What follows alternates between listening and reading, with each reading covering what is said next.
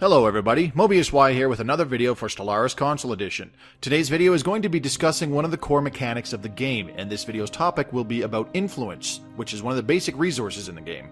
Before continuing with the video, if you'd like to see more Stellaris Console content, please subscribe to the channel and click the bell icon to be notified whenever I post a new video. I upload at least once a week as per my stream schedule, and sometimes more. Influence is a measurement of your empire's diplomatic and political clout, both internally and externally. Without influence, you cannot expand your empire, recruit new citizens for leadership roles, or engage in certain levels of diplomacy.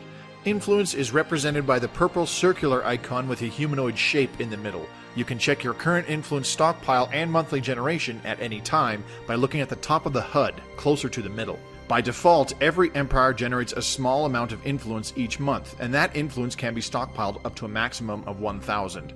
There are two ways influence can be spent, both in lump sum payments and with an upkeep cost which reduces your influence per month.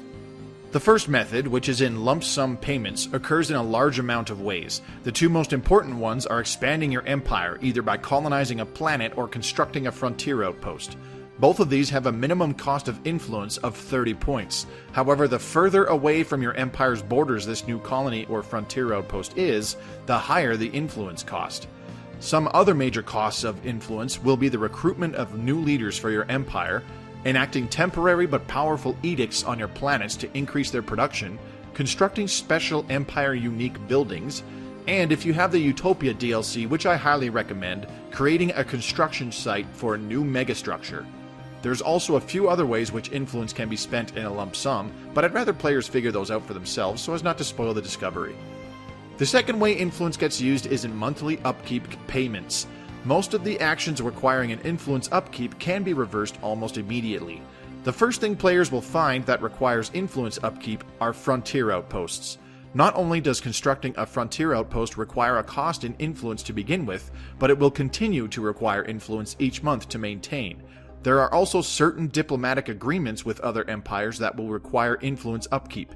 Forming a defensive pact or federation are just two examples, while guaranteeing an empire's independence is another.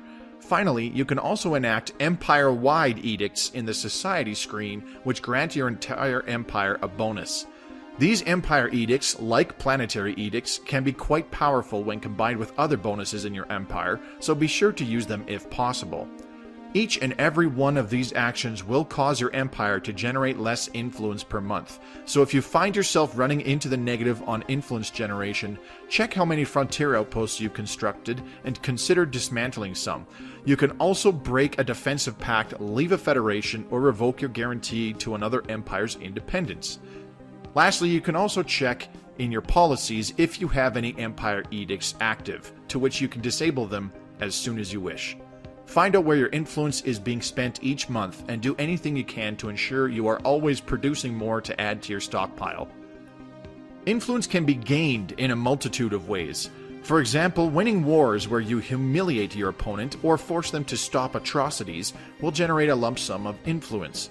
You can also gain a small amount from studying certain anomalies or completing special projects. Also, if your empire has a democratic government, you can check the situation log for any mandates your current ruler has. These mandates are updated every time a new ruler is elected, and require you to build either 4 mining stations or research stations. Upon completing the mandate, you'll receive some influence as a reward. Lastly, there are 3 possible ways to increase your production of monthly influence. Some technologies, though there are very few to be fair, can increase how much influence your empire generates. You can also acquire more influence generation by declaring rivalries with hostile empires, and by keeping your empire's factions happy.